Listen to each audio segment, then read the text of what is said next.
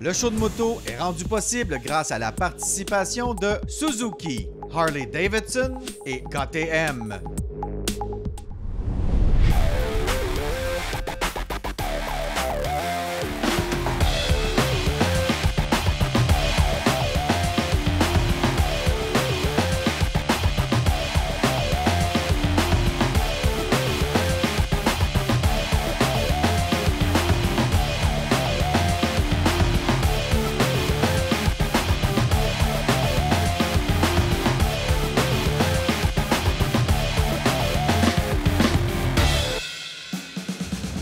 Bonjour tout le monde, bienvenue au show de moto. C'est notre 16e saison du show de moto qui commence. Je m'appelle toujours Éric Ménard et je suis toujours aussi passionné, tripeux à mort de moto de toutes sortes. Cette année, au show de moto, on a encore la même recette. On va vous présenter les tout derniers modèles de moto de toutes les marques. On va aussi vous amener triper avec nous à moto. On vous amène en Arizona cette année, ainsi qu'au Portugal et dans l'Ouest américain. Des destinations de rêve pour ouvrir vos horizons, vous donner des petites idées de voyage. Et on va aussi, bien sûr, vous présenter des produits de moto et des belles rencontres. Alors, cette semaine, on commence déjà avec des belles rencontres qu'on a fait au Salon de la moto de Montréal, deuxième édition post-pandémie. Et c'était le moment de revoir nos amis motocyclistes. Voici ce que ça donne.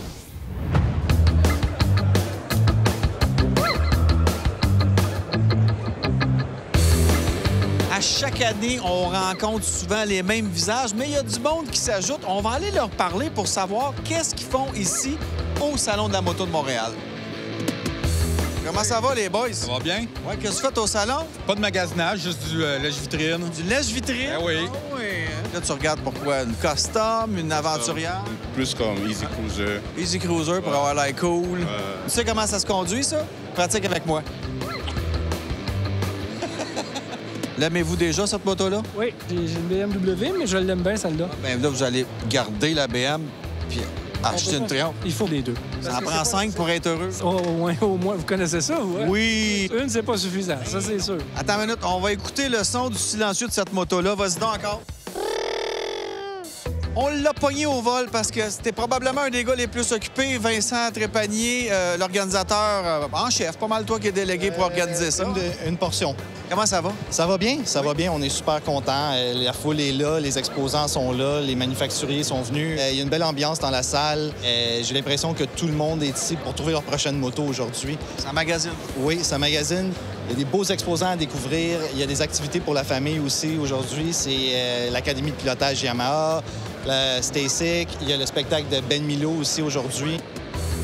Ben oui, des vieilles faces, on en voit, des vieux chums. Ben Milo, comment ça va? Ça va très bien, toi? Ils t'ont mis d'un enclos, c'est trop dangereux. Absolument, exact. Qu'est-ce que tu fais?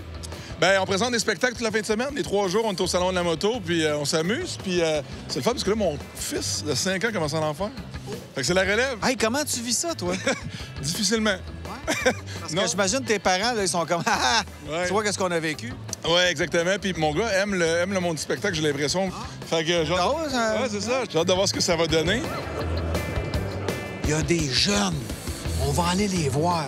Êtes-vous intéressé à la moto, les scooters? Qu'est-ce que Ouais. vous regardez? Les motos? Toi, t'en fais-tu? Non. Pas encore, toi? Moi, j'ai mon permis de moto. OK. Ouais. Vas-tu t'acheter une moto bientôt? Pour l'instant, j'ai celle à mon père. Tu roules-tu vite? Non. Ta mère qui est là? Ouais. non, je roule pas vite. Tu roules pas vite, t'es Non, non. prudent. Vraiment Bon prudent. garçon.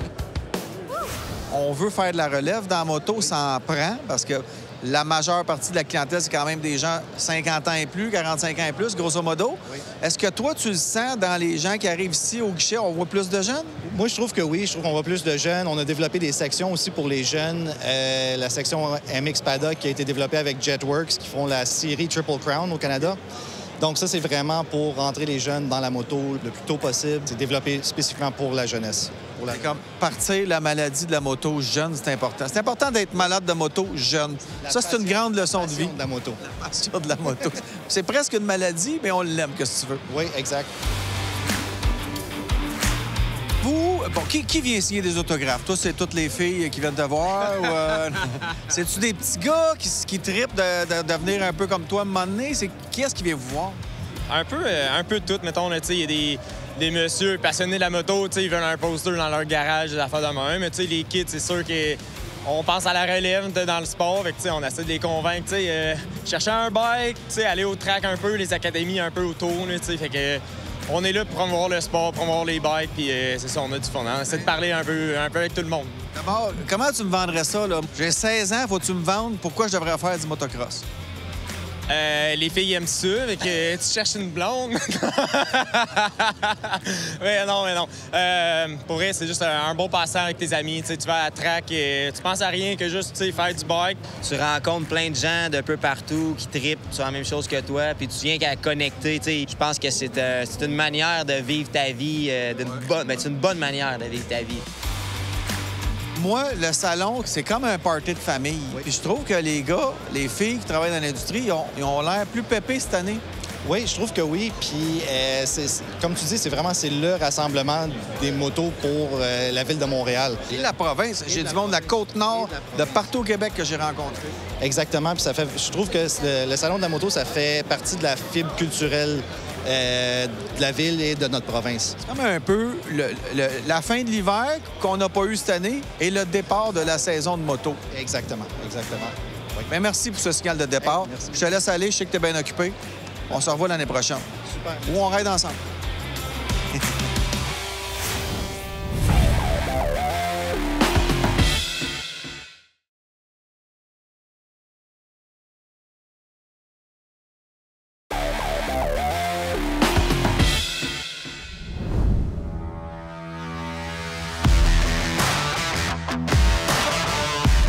Ça fait une couple d'années qu'on voit les gars ici, Original Garage. C'est quoi que vous faites? On était des passionnés de moto, puis au Canada, c'est dur d'avoir des pièces. Oui. Fait que dans le fond, la passion, la motivation est venue de là. On a décidé de faire nos propres morceaux. Wow! Ça fait que vous avez aussi la fibre entrepreneuriale, là. On l'a découvert, honnêtement. T'sais, on faisait des pièces au début juste pour nous autres, pour le fun. Puis de fil en aiguille, on a fait des pièces, les gens ont commencé à avoir de l'intérêt. Une autre chose qu'il faut mentionner, quand on a commencé notre business, on a dit on n'a pas une boutique physique, on vend en ligne. On s'est fait connaître dans d'autres pays. Le monde entier. Exactement. C'est quoi le shipping le plus farfelu que vous avez fait? Vous avez shippé où? À Bahreïn, puis au Bruni. Le Bruni. Il y a un sultan là-bas? Aucune idée. Les pièces étaient comme or, fait que ça aussi, je pense que c'est une bonne place. Vous recevez des commandes complètement pétées, mais vous vendez aussi à monsieur tout le monde qui a le goût de monter son bike. Exactement. On vend directement aux clients. On vend directement aussi aux builders, aux concessionnaires. Parlant de builder, vous vous êtes buildé une moto. Ça, c'est la série Bagger Racing League. Cette année, on va faire une course en King of the Bagger, qui est vraiment la grosse série où ce que Harley se bat contre Indian. Vous avez un pilote ou c'est un de vous deux? Samuel Guérin, qui court sur le championnat canadien en Superbike, qui est notre pilote, un excellent pilote, qui est super bon à voir. Hey les gars, chapeau, bonne continuité, c'est cool de vous voir. Merci. Ciao!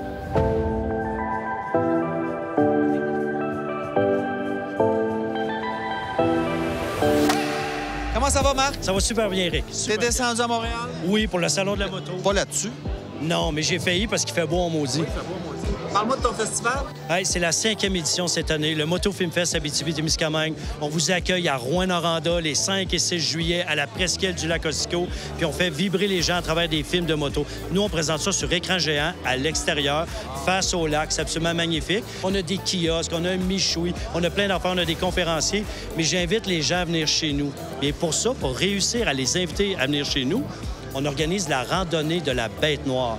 La randonnée de la Bête Noire. Ça, c'est la traversée du parc La Vérandrie. Parce que pour le monde de la moto, pour plusieurs motocyclistes, le parc La Vérandrie, c'est encore un lieu comme mythique. Comme s'il n'y avait rien l'autre bout, comme si on disparaissait dans le nowhere. Exact. Mais ben non, c'est pas ça pantoute. Fait que les gens, ils se donnent rendez-vous à Mont-Laurier. Et toute une gang de motocyclistes de Rouen qui les attendent à Mont-Laurier. Puis on escorte tout le monde jusqu'à Rouyn-Noranda pour faire les amènes. Exact. Après ça, tu les nourris. On les nourrit. De la bouffe. On a de la bouffe. Puis on a beaucoup d'amour aussi. Beaucoup d'amour? Oui. Ah, veux-tu un câlin? Un câlin.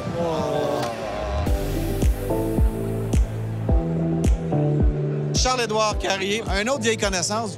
Toi, là, tu vis la moto, tu tripes moto, mais t'aimes ça aussi partager. T'es un journaliste de métier. Oui. Donc, qu'est-ce qui t'a amené à faire ça? Puis c'est quoi ta motivation derrière ça? Bien, en fait, c'est parce que ce que je trouve intéressant de la moto, puis ce qu'on retrouve pas dans d'autres types de voyages, c'est que c'est les rencontres qu'on va faire. Puis tu sais, comme moi, chaque rencontre, il y a une histoire. Il y a toujours quelqu'un qui a quelque chose à raconter sur ta moto, sur ton bagage, sur d'où tu arrives, sur où tu vas. Puis quand tu reviens de voyage, moi, j'avais plein d'histoires à raconter. C'est ça. Puis j'avais le goût de les partager. Fait que c'est comme ça que j'ai commencé à écrire. Mon premier article que j'ai écrit dans ma vie, c'est un voyage au Mont-Washington, dans la presse. C'est comme ça que ça a commencé. Puis la moto, ça a cette espèce c'est magnétique, ça a ce pouvoir rassembleur-là.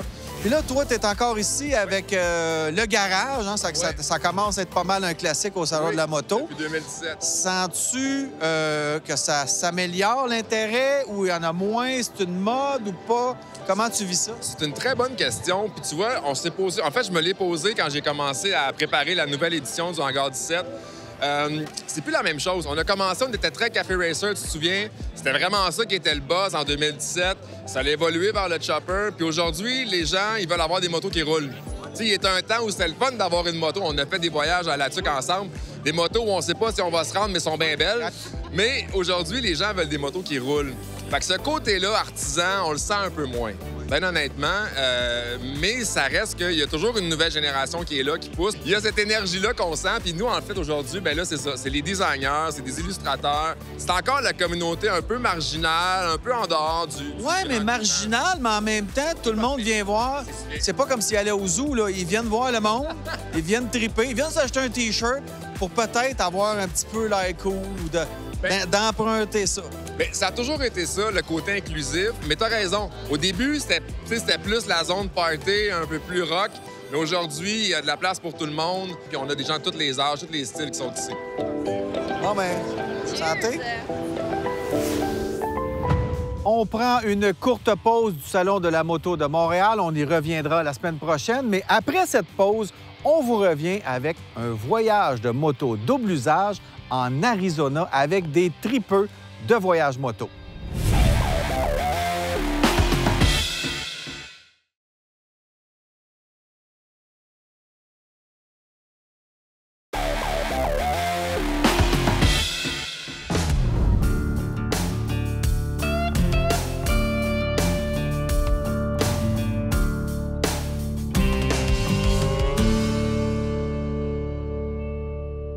C'est notre premier matin ici à Phoenix, en Arizona. Les gens de Fly and Ride ont débarqué nos motos hier soir. On a pu retrouver nos motos, commencer à placer nos choses. Puis ce matin, c'est le départ. On va rouler à peu près 3000 km en Arizona. On va aussi faire de la moto double usage, donc on va découvrir les routes de gravier. On a bien hâte de débuter la journée, mais tout ça avec prudence dans la fébrilité.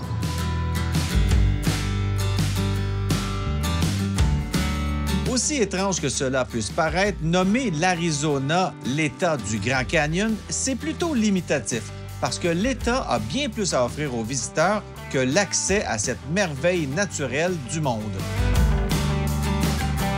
Bien, l'Arizona, ce qui est le fun, c'est qu'une ville comme ici, à Phoenix, il y a 11 journées de pluie par année. Là, fait que ça, on est pas mal sûr de la qualité de la température. Puis l'Arizona, c'est quand même très grand. On va jusqu'au Nouveau-Mexique, on va jusqu'en Californie. C'est facile de voyager ici. Eh bien, ce matin, c'est notre première journée. On sort de la ville de Phoenix tranquillement. On se réveille aussi. Ensemble, on apprend à se connaître aussi, à rouler ensemble, parce que rouler en groupe, c'est différent.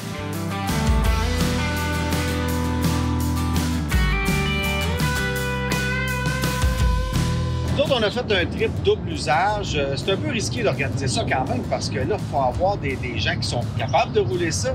Au niveau des itinéraires, tu veux quelque chose qui n'est pas trop difficile, mais juste assez. Bien, encore là, pour les itinéraires, ce qu'on a essayé de faire, c'est d'adapter pour avoir tout le temps une zone de bypass partout. Fait que, si jamais il y a un bâtiment qui est pas assez de bon niveau, bien, on va le faire contourner par l'asphalte, puis c'est plus simple. Par contre, c'est vraiment difficile. Tant qu'on roule en moto hors route ici, là, peu importe c'est quoi, même juste les chemins de terre, avec la température, ça peut se compliquer rapidement. Les pluies font aussi qu'une trail, on le sait, c'est vivant, mais ici, c'est vraiment vivant parce que en une journée, ça peut changer complètement. 3 mm de pluie ici, là, puis la vie, elle vient de changer complètement pour tout le monde, c'est fou. Ben, t'as pas de poussière, mais ça devient glissant à terre, le sol n'absorbe pas, puis il y a beaucoup de zones où ça va s'engorger.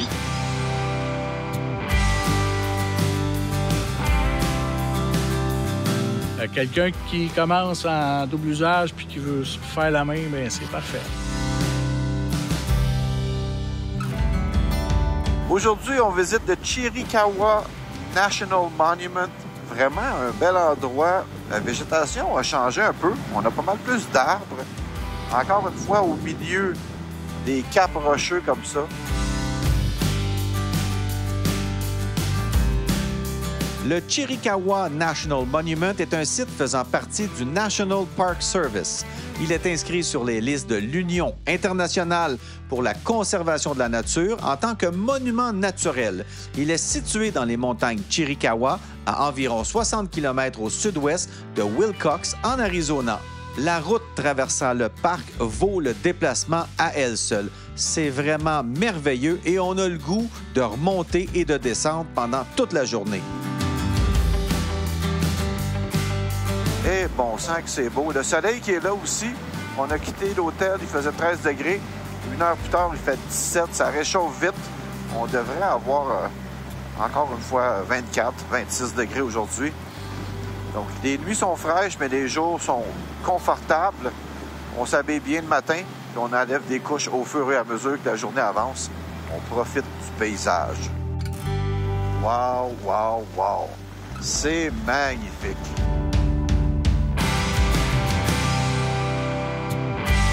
Traverser les vastes paysages de l'Arizona en moto, c'est une expérience thérapeutique et même méditative.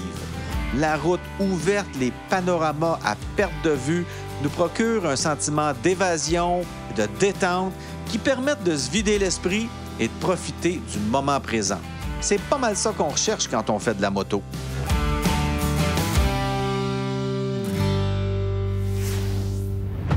Voilà pour l'avant-goût de la randonnée double usage en Arizona. On va y revenir la semaine prochaine. On prend une courte pause et on vous revient avec le premier essai de la saison, la Harley-Davidson Street Glide Special.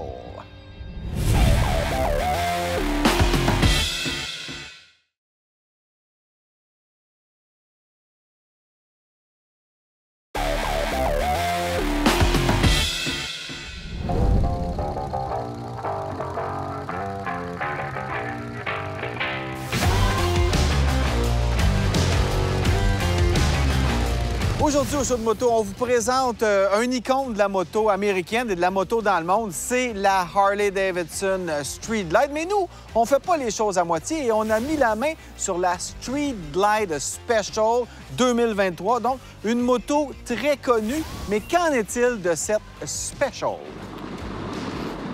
Ben voilà ce que ça donne sur la route, cette Street Glide Special. Une belle moto confortable. On a une belle position de conduite. Harley-Davidson sait à quel point sa bagger américaine est emblématique et c'est pourquoi il n'essaye pas de la changer trop. Directement sortie de l'usine, la Road Glide Special est dotée de toutes les fonctionnalités qu'un pilote de bagger peut souhaiter, comme les freins Reflex Link de Brembo avec un ABS standard, un système d'infodivertissement Boombox GTS très sophistiqué, des sacoches allongées qui donnent un meilleur look, des roues Prodigy et un régulateur de vitesse. Le système de suspension Reflex Defensive Rider est aussi disponible en option et mérite d'être considéré. En fait, la Special, c'est la Street Glide, mais avec un petit plus, une attitude un peu plus urbaine. On a un moteur 114 plutôt que 107. Ça n'a pas l'air de beaucoup, mais ça fait une belle différence. On a beaucoup de couple. On peut le contrôler facilement avec le slip assist du système d'embrayage. On a l'écran tactile en plus, qui est surprenant, mais ça va très bien. On a un bon gros système de son pour ceux qui adorent écouter de la musique en roulant. Moi, personnellement, je préfère encore mes écouteurs Sena dans mon casque, mais si vous voulez écouter de la musique, c'est efficace jusqu'à peu près 100-110 km/h. Et ça donne aussi l'occasion, avec la Special, de s'acheter une belle couleur. Et au niveau de l'ergonomie, malgré que c'est une moto de près de 830 livres, parce que la selle est placée assez basse, on parle d'environ 28 pouces, c'est quand même relativement facile de la mettre à la verticale. On a aussi un bon guidon bien large et les poignées sont rapprochées du pilote pour avoir un bon contrôle sur cette moto-là. C'est une moto qui est confortable, la selle est confortable. On a aussi un beau dégradé entre la selle passager et la selle pilote, donc ça permet pour les gens qui ont quand même une bonne grandeur de dégager la tête du pilote du regard. on a quand même une bonne facilité à moduler la puissance du moteur en jouant un peu avec l'embrayage. On peut faire à peu près n'importe quoi dès qu'on a des compétences moyennes de pilotage. Ça va bien, mais ça reste une moto imposante. À basse vitesse, il faut faire attention, il ne faut pas faire d'erreur. On ne touche pas trop au frein avant. On y va vraiment avec parcimonie. Et on peut quand même piloter cette moto-là comme un éléphant dans une boutique de cristal. Ça va très bien. En fait, le seul problème que j'ai eu avec cette moto-là lors de mon essai, c'est par rapport à ma grandeur versus le pare-brise. J'avais vraiment beaucoup de perturbations atmosphériques au niveau de la tête. À 110, je voyais flou tellement ça vibrait. Donc, heureusement, le concessionnaire Harley-Davidson a plein de solutions avec des pièces de rechange pour mettre un pare-brise plus haut ou plus bas, c'est selon. Mais on a quand même un passage d'air qu'on peut ajuster aussi. C'est facile. Et c'est une moto qui est plaisante à conduire. On est bien sur une Street Glide. Et bien sûr, on ne peut pas parler de moto custom au Québec sans parler de suspension. Ça ne fait pas exception sur cette Street Glide. On parle de 4,6 pouces de débattement à l'avant, seulement 2,15 pouces à l'arrière, mais j'ai été vraiment surpris du confort de cette moto-là. On est loin du confort d'une aventurière, mais ça se tient quand même bien, surtout considérant l'état des routes au Québec. Bien sûr, on est chez Harley, donc les changements ne viennent pas rapidement. Je trouve que le système d'infodivertissement est dû pour un rafraîchissement. Il se fait mieux ailleurs. Et au niveau de la maniabilité, encore une fois, je préfère la Road Glide, qui est sensiblement la même moto, mais avec cette partie-là, le fairing en bon français, qui est fixe plutôt que positionné sur le guidon. Donc, ça fait une conduite plus facile, plus légère sur le Road Glide que sur la Street. Mais je prendrais définitivement le package special comme sur celle-ci parce qu'on a un meilleur moteur, on a une belle finition, un choix de couleurs vraiment incroyable. Aussi, si on la compare à sa compétition, qui est quoi? Le Goldwing chez Honda, la Chieftain Dark Horse chez Indian. On a aussi la Vulcan Vaquero qui est chez Kawasaki. Je trouve qu'au niveau de la maniabilité, la Goldwing est encore imbattable. C'est beaucoup plus agile que cette moto-là pour un gabarit sensiblement pareil, là. Mais c'est pas ça qu'on recherche sur une Street Glide. On veut avoir l'essence même de la moto américaine. Et la Street Glide, c'est un classique des classiques chez Harley-Davidson. On parle d'à peu près le même look de moto depuis plusieurs années. Et avec l'option Special, ça vient ajouter un petit plus. Donc voilà, c'est la Harley-Davidson Street Glide Special 2023.